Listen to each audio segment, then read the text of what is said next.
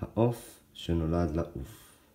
כתב אופיר בן שבת, עירה דנה כהן. בקן קטן, לא הרחק מכאן, נולד לו עוף. כל חלומו מיום שנולד היה לעוף.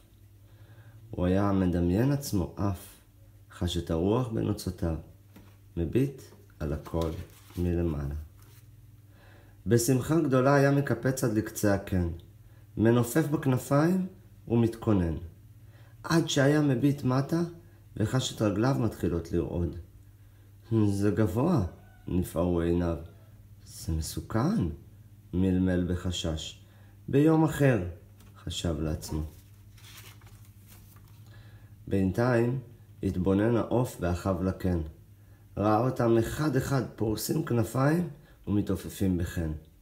גם אני רוצה, חשב לעצמו, אולם תחושת הפחד ריתקה אותו. זכור שאינך עוף, אמרה לו אמו. זכור שאינך עוף, נצר את המחשבה בליבו.